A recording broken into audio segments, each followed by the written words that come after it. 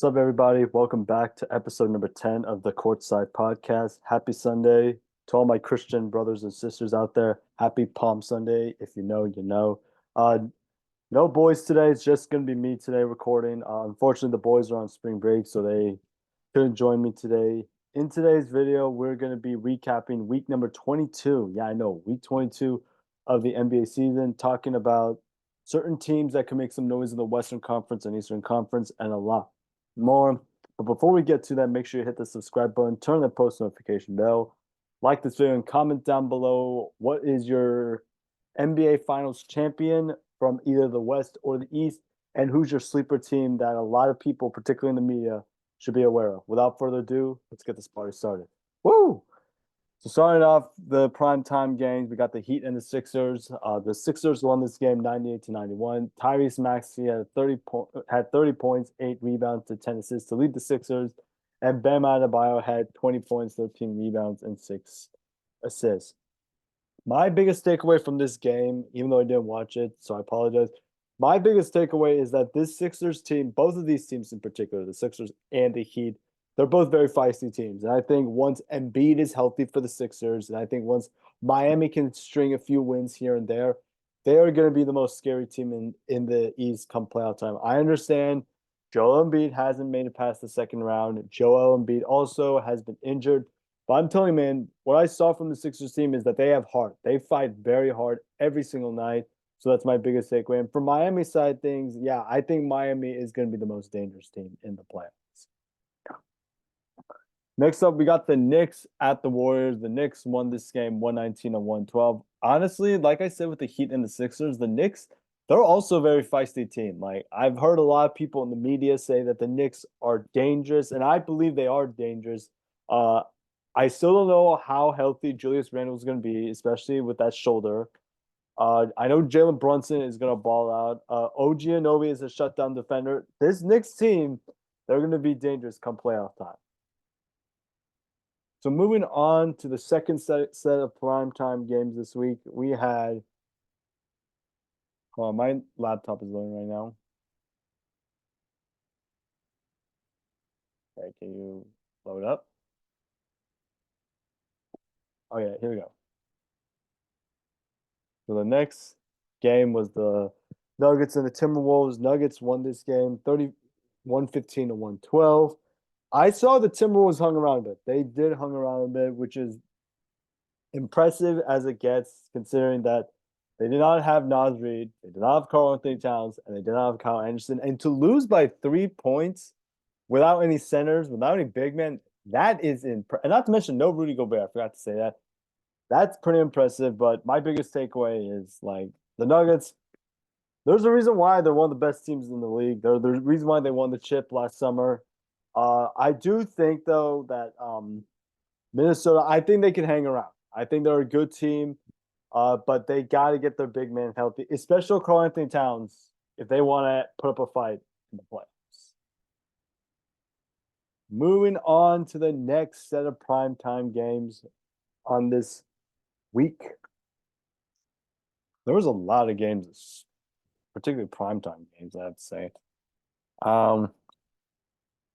Okay, my ESPN screen is loading right now, so it's going to take a while. Here we go. So we have right here the Bucks and the Celtics. Game 3 between these two bitter rivals. My biggest takeaway was I don't know why. This is probably, in my opinion, why I don't like. I think Boston is a great team, first off. But I feel like, and I tell this to a lot of people, I feel like whenever I watch Boston at times, they just play way too cute. And when you play cute in the playoffs, it's going to bite you back in the ass. Like, yes, I understand they won the game. They've been the best team all year. But at the same time, you cannot let Milwaukee hang around there. Like it's going to bite them back in the ass. But Dame had 32, Jason Tatum had 31. If Boston gets bounced this year in the playoffs, do not be surprised. Like, because as great as Boston is, there are games where I watch them and they just play way too cute. In the next set of games, we got the Grizzlies and the Warriors. The Warriors like single-handedly just absolutely annihilated the Grizzlies. Now I know it's been a tough year for the Grizzlies from an emotional standpoint and a physical standpoint. But Jonathan Kuminga, man, I think Jonathan Kuminga right now is the X factor going into the playoffs. I hope he continues to play well. Obviously, dude's been balling out since he said that he wants more minutes. Another 26 points. And then GG Jackson with 36 points. Hot take here. I think GG Jackson should be a dark horse rookie of the year candidate. I know Wemby, Chet, I think Brandon Miller, Jaime Jaquez, they're like the top four. I think GG Jackson, I think he's going to make us all rookie team, guarantee. So the next set of primetime games we have are. Sorry if it's like loading, like it's next set of games we had who was playing today? I think it was the Pelicans and the Magic. Look, I gotta say this. Orlando, like I said with the Knicks, the Sixers, and I believe the Heat as well. This team is very fun. I'm a huge Paolo Banchero fan. I love Jalen Suggs. Franz Wagner, amazing player. I see this team being very annoying in the playoffs. Not to the point where I think they can win a series because I think they're very young, but like this is the start of something new for Orlando. I think if they don't win a playoff series this year, that's gonna be okay. I think this team's gonna get better and better as the season goes by and as the years go by. And then the Pelicans, man, like I know the Pelicans lost, but I'm telling you right now, Pelicans, they're my dark horse to win the West this year. They're my dark horse. And then next up, we got the Hawks and the Suns. I've been saying this all year, and the guys won't believe me when I say this. The Suns, they are the most dangerous team in the playoffs. Like, to me, if you like, first of all, they have three closures on it: Devin Booker, Bradley Beal, and Kevin Durant. Now I know what you're thinking. They don't have a point guard. Well, guess what? They already have a point guard, and his name is Bradley freaking Beal, man. All right. Brad, last time I checked, had like 12 assists not that long ago. He's starting to become that point guard that they needed. Now, one thing I will say about the Suns, and this kind of implies to the Celtics in this sense, is sometimes they play a little bit cute with their opponents. And to me, that's not going to cut it. I think they are going to clean that up, and they're going to be dangerous come playoff time. Mark my words.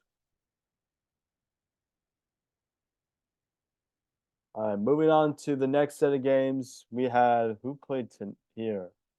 The Cavs and the Timberwolves. I honestly don't know what's going on with the Cavs right now. I think the Cavs, they're a great team. They are a great team, but it just seems like they're like the poor man's version of the Clippers in this sense that they get injuries at the wrong time. I think last time I checked, Donovan Mitchell is injured right now, excuse me. But yeah, man, like, and then the Timberwolves side of things, like, yes, they're young, but like they're going to be very tough out coming the West. I think they're a very good team, but we'll see what happens. And then finally, I think that was the only primetime game. Or was there another? I'm trying to remember who else played on this night. I think the Sixers and the Lakers play each other. Uh, no, I don't think those play. Anyway, moving on to yesterday's primetime games. I think we had a lot of primetime games. Hard to believe. We had the God, who played in this? Oh yeah, the Celtics and the Bulls played each other. The Celtics pull. What really blows my mind about the Celtics is now they're shooting like 23s a night. It seems like it's their like typical day. You know, I've been saying all year Boston has been the best team in the East. I do worry that they play cute sometimes because it tends to annoy me a little bit because I think Boston has the talent to go all the way this year, but like if they're gonna play cute with their opponent, like I'm not gonna like it one bit, you know. And so, yeah, that's my biggest takeaway. Oh, I just realized that the Sixers and the Lakers played this week. My bad. Um, but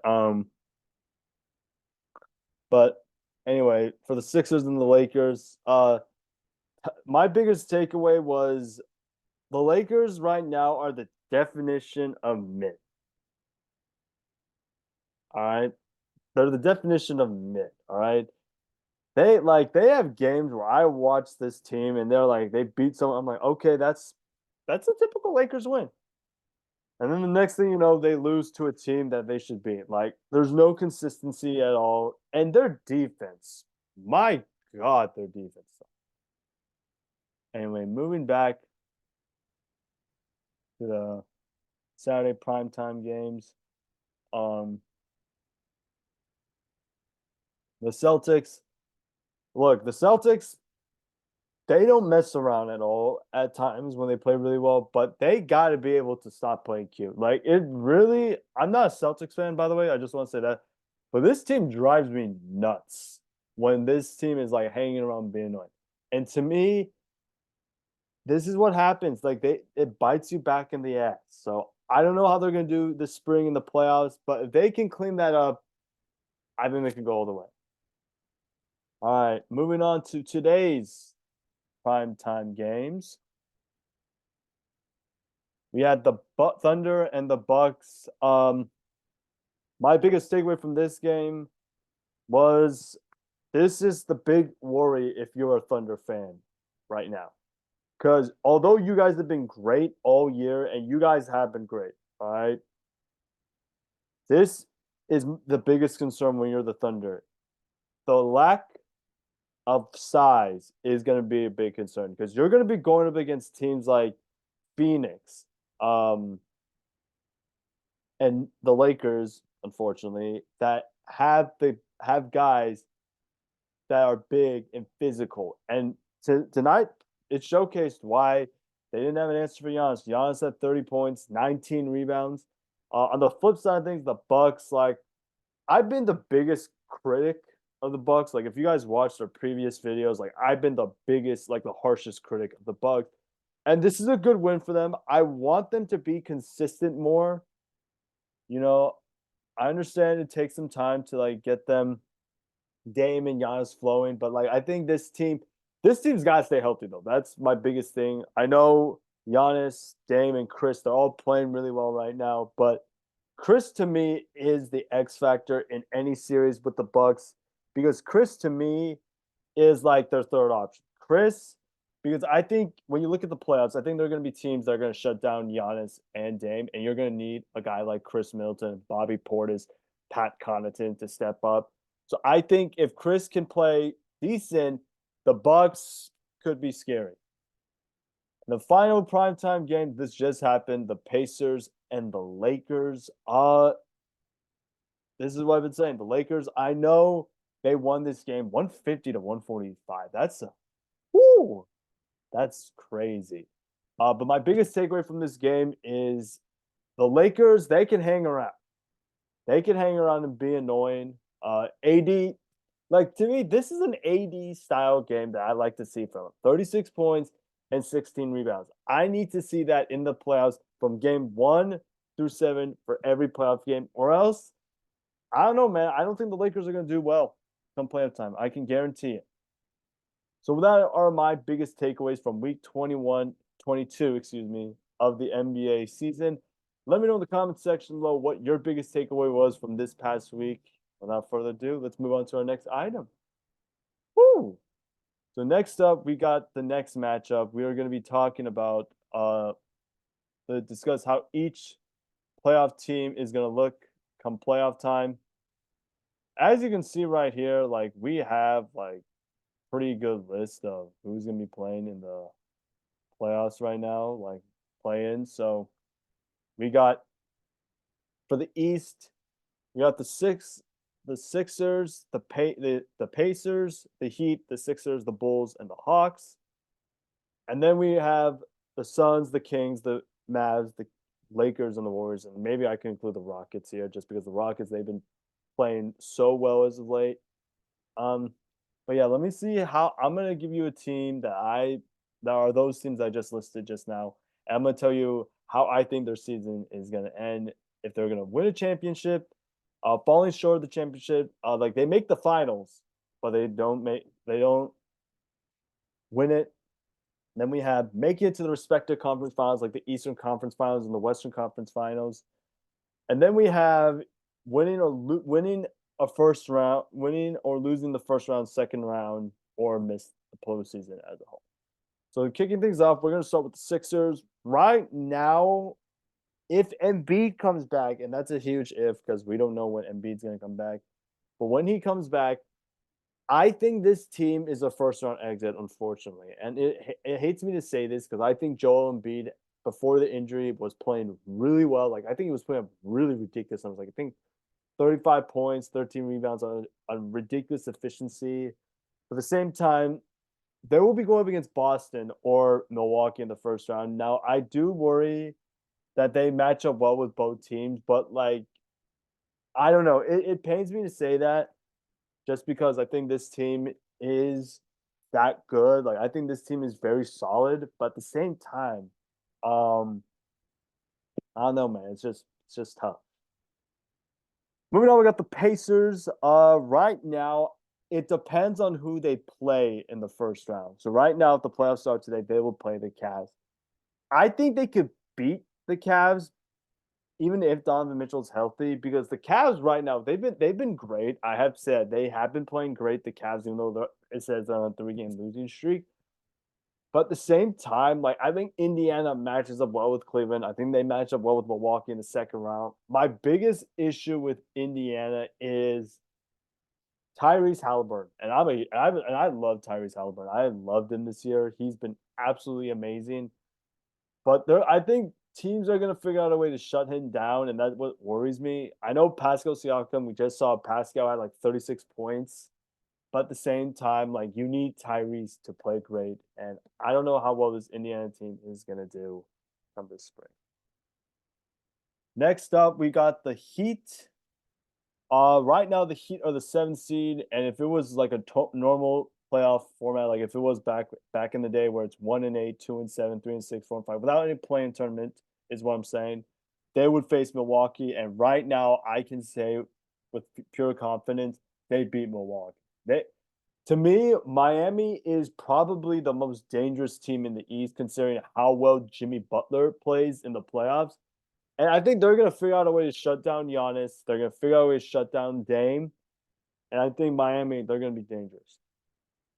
Moving on, we got the Bulls. Unfortunately, I think their season ends. Like, I don't think they're making the playoffs. I think like they're gonna lose in the play-in and they're gonna get absolutely eliminated.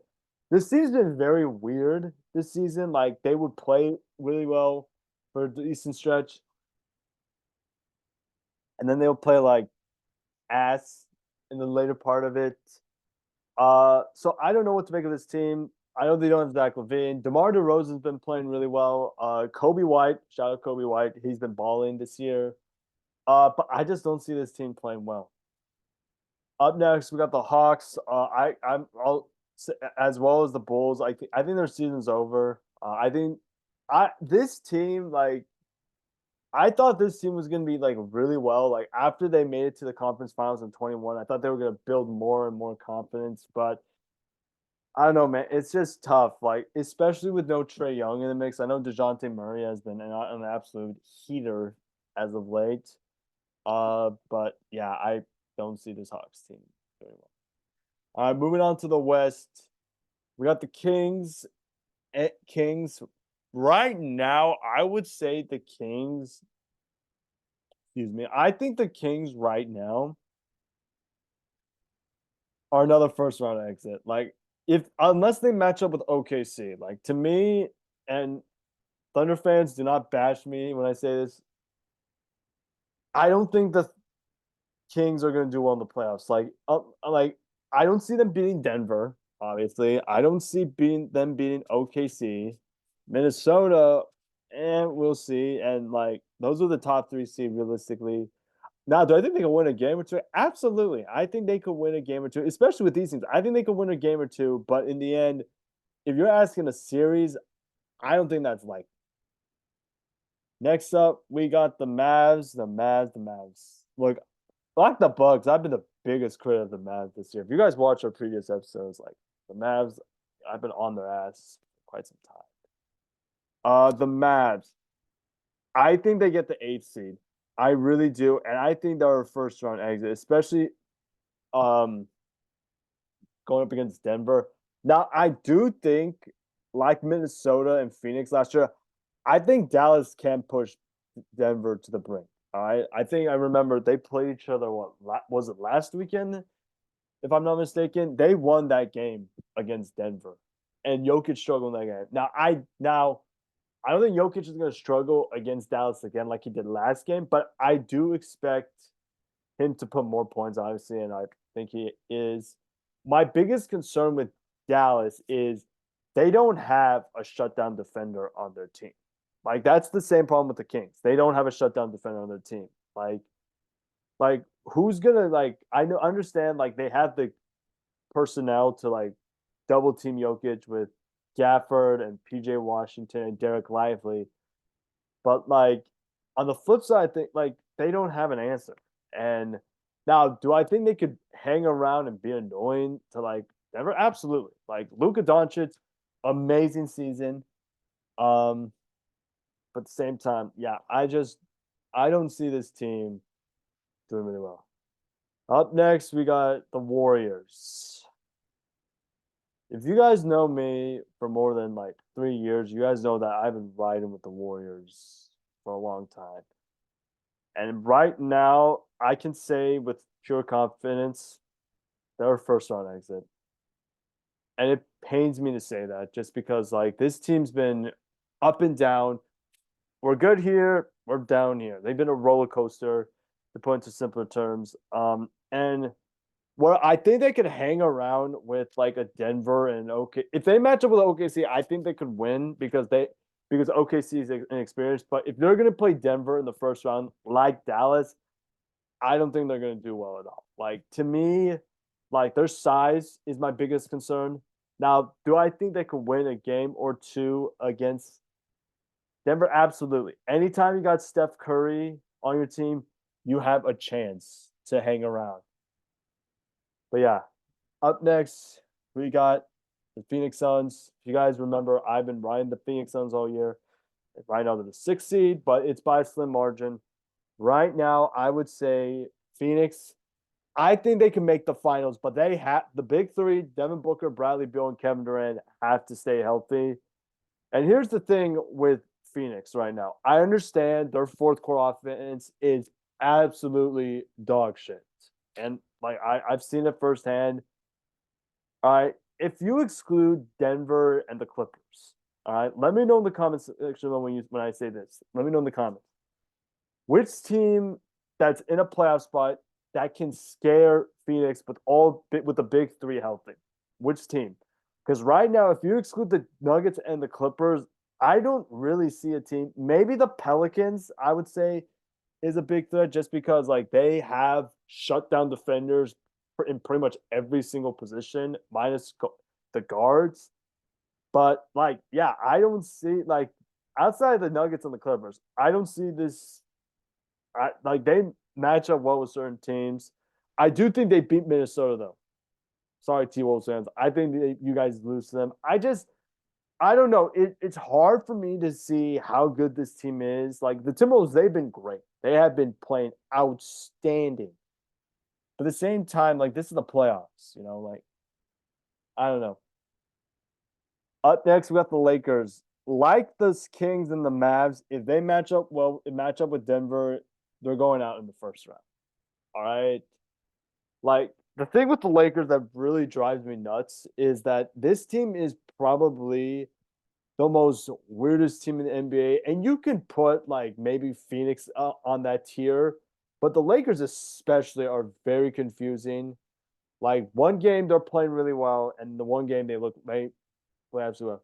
To me, the Lakers, two things they have. AD needs to ball out. All right. In terms of players, I've been the biggest Anthony Davis critic, probably like in terms of my age group, probably the biggest critic ever in terms of my age group. I don't know about the sports media, but I've been the biggest critic of Anthony Davis because we know what Braun's gonna do. Because I think Braun, when he's in the playoffs, he's gonna give you a chance. AD and D'Lo, I forgot to mention him. D'Angelo Russell has to play well, and I think if those three play well, like the Suns, they're gonna be a very tough out. And then finally, we got the Rockets.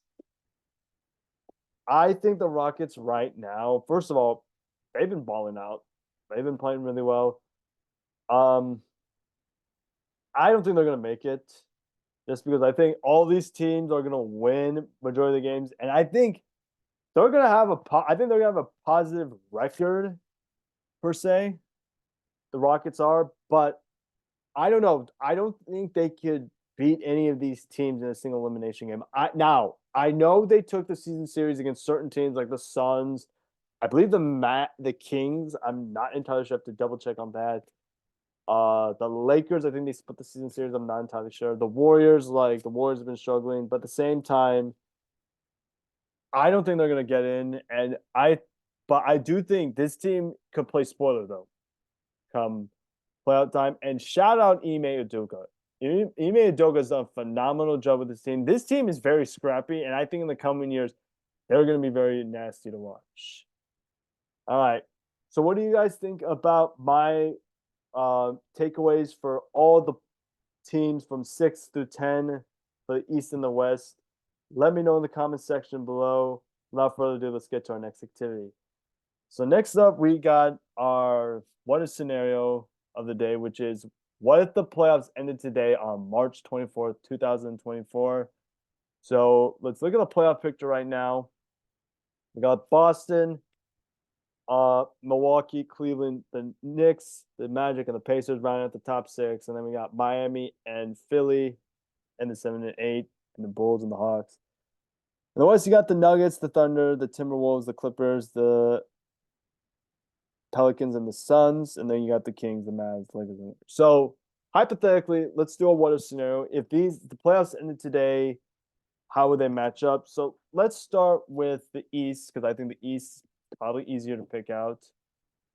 The most intriguing matchup for me, if you ask me, if the playoffs start today, I'm gonna say Knicks and Magic. That series to me is the most interesting series because I feel like they're both scrappy teams. They like to push each other to bring very good defensive teams in the league. And I think right now, like I would take the Knicks, but by a very close margin. I think if you're gonna ask me which series is definitely like guaranteed gonna happen, gonna go in 7 games, I realistically think the Knicks and the Magic go in 7, just because I think these teams are just gonna like go at each other's necks. And then for the West, we got the Clippers and the Pelicans. I think this is another series to me that could go possibly in 7 because I think the Pelicans, like the Clippers, they have a lot of shutdown defenders on their team. But the one key thing with the Clippers is they don't have an answer for Zion. And that is going to be a big deal because the Pelicans have been balling out of their minds. Like this team has been playing super well. And I think right now the Pelicans are a legitimate dark horse in the West. All right, let's talk about which matchup could be the longest that a lot of people in the media don't see. Like what I mean by don't see is like I don't think like people. I think when I watch like First Take, Get Up, and like Undisputed, they say like, oh, this series is going to end in 5 or 6, but it ended up being longer than that or shorter than that. So which playoff series do I think is going to be like shorter or longer than people in the media are not going to expect? I think if you look at the East right now, I would say Boston Philly is going to be the shortest if they match up well because I just think Boston right now is on a total another level right now. I know Embiid might come back in the playoffs, but like I don't know, like it's hard because I really love Embiid. But yeah, I just think that series is gonna be the shortest. In terms of the West, I think pretty much if you look from Denver to OKC, Minnesota, that series, if they match up, like say Denver matches up with Golden State or Minnesota OKC matches up with the Lakers or Minnesota ends up with Phoenix. I think those series are going to be short. Like, first of all, I think Denver, like, they've been the best team all year right now. And, like, I see that series becoming very short unless it's against Golden State because I think Golden State is going to push it to maybe a 6 or 7 just because I trust Steph Curry in the playoffs. And I think he's going to have this team on his back. OKC and the Lakers, I can see that series maybe going 6, maybe 5, maybe 6, excuse me. Just because like I said earlier, like the Thunder, like one of their biggest weaknesses is they don't have like a big that can shut down like guys like Anthony Davis, like Yusuf Nurkic. And I know before you get me, Nurk is not on 80s level, but this guy literally had 31 rebounds from like I think last time these two teams met. So that's my biggest concern. Timberwolves Suns, like, look, I think Minnesota is going to take 2 out of that game against Phoenix. I do think they can hang around, even though Minnesota is the higher seed and Phoenix is the lower seed, just because I think when you look at Minnesota, like, I think Anthony Edwards is going to play phenomenal in that series. And, like, yeah, I just think Minnesota, like, I do think they could win a game or two against Phoenix, but, like, I trust Phoenix more. And then which playoff series do I smell an upset in the making? Well, I just listed one of the upsets. I think if the Clippers and the Pelicans match up in the playoffs, I am going to take the Pelicans in that series just because, like, I think the Pelicans have a lot more shutdown defenders on this team. Like, for those that are wondering, what is like Kihun, like myself's criteria of being a championship contender? One, you need to have 2 guys that can average 25 to 30 a night. Then you need like a rim protector that can like hold down the paint, and then you need a guy that can like be your shutdown defender. Like for example, perfect example is the Celtics. They got Drew Holiday and they got Derek White. Now, granted, they have 2, but you get what I'm saying. They got 2 guys that can average 25 and 30. Jalen Brown, Jason Tatum, and a rim protector, Kristaps Porzingis. The Pelicans, they have a lot of. They have like I think 3 or 4 shutdown defenders on their team, which is extremely abnormal. Even Boston only has 2, which is nuts. So I think the Pelicans and the Clippers is an upset for me. And then I think if Phoenix matches with Minnesota in the first round, I think that's a potential upset. And then over on the east side things, I think if Miami plays Milwaukee in the first round, I think that's a potential upset because Milwaukee has struggled against Miami like the last couple of years.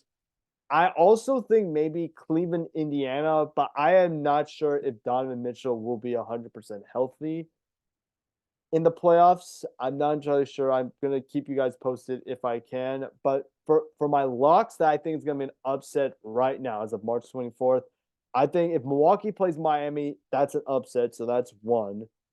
OKC, I mean not OKC, Minnesota and Phoenix, that is another lock for me. Just because I think Phoenix has 3 guys. I've been saying all year. Minnesota has not Minnesota. Phoenix has 3 guys that can drop 30 on your head. And then I think maybe if the Lakers play the Thunder in the first round, maybe that's an upset, but who knows? Only time will tell. So, what are your biggest takeaways? What playoff series interests you the most? Let me know in the comments section below.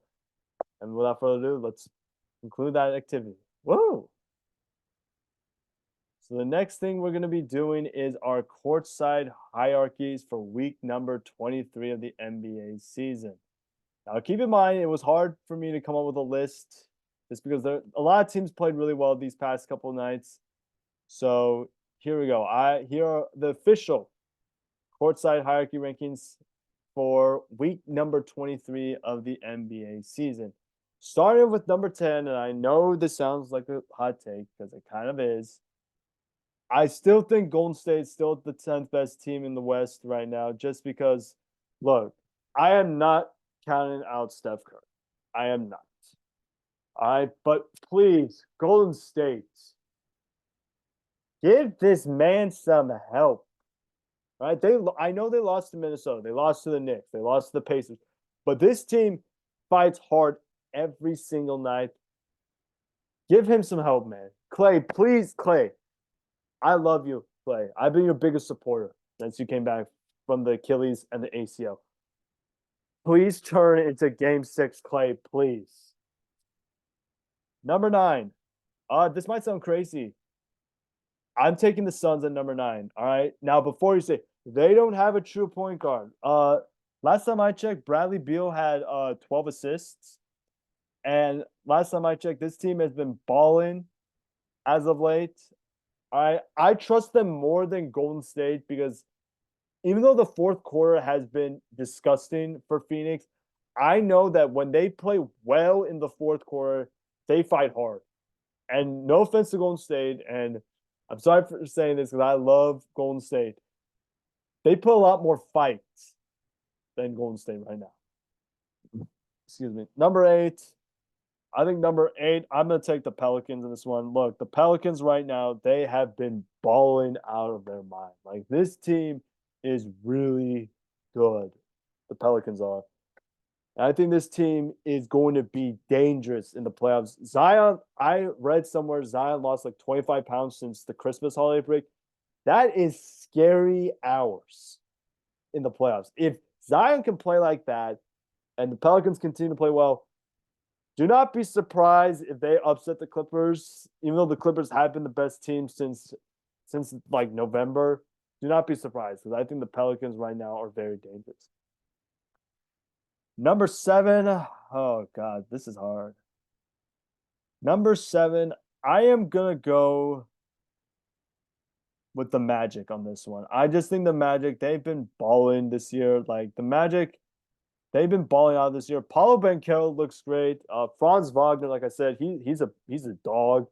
I do think the Magic are a very good team. Moving on, number 6, give me the Clippers. Yes, they have been iffy, but like this team, I think can play well in the playoffs. They just need Russ to come back, and I think if Russ does come back, I think he provides that spot. Moving on, number 5, I got the Bucks at number 5. Look, I understand they've been playing well. Damian Yas been playing well, but at the same time, this team needs to stay healthy and they need to play well. Because I guarantee you, whenever I watch Milwaukee, it seems like they have one good game and they have one game that's like god awful. So I'm gonna take Milwaukee at number 5. At number 4, give me the Timberwolves. I really think the Timberwolves have been playing well. Listen, the fact that they lost by 3 points to the defending champs without a big man, I thought they were going to get blown out, is impressive. Right? And I think Anthony Edwards is going to be dangerous. Number 3.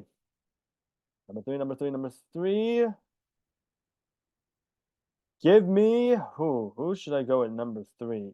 Yeah, give me the OKC Thunder. All right.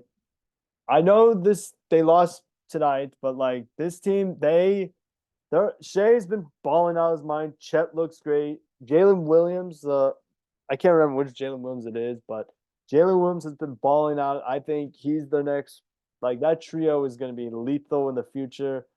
But right now, I think they're the 3rd best team right now. At 2, give me the Nuggets. Yeah, what can you say about this team? This team's been dominant since the All-Star break. I think they've only had 1 or 2 losses this year since the All-Star break. That is impressive as it gets. Jokic looking great. I do worry that they tend to play cute at times. But hey, if you're the defending champs, you can't play cute. But at the same time, I know they're going to lock in come this playoff time. And number 1, I think this one's probably the obvious one. Number one is the Boston Celtics. You know they shot like, what, 21 threes last night? Ridiculous. Best team in the East. I do worry that they play cute sometimes, but in the end, like they still got the best starting 5 when healthy. They have guys that can drop 25 on your head. All right, and this team is going to be dangerous in the playoffs if they stop playing cute. And that is going to be it for this week's episode of the Courtside Podcast. If you enjoyed this episode, please give a like, subscribe, turn the post notification bell. We hope to get a video out this coming Easter because Easter's next Sunday. But if we don't, have a fantastic rest of your week. Have a fantastic Easter. Stay safe, stay warm, stay active, and until next Sunday, we're out. Peace.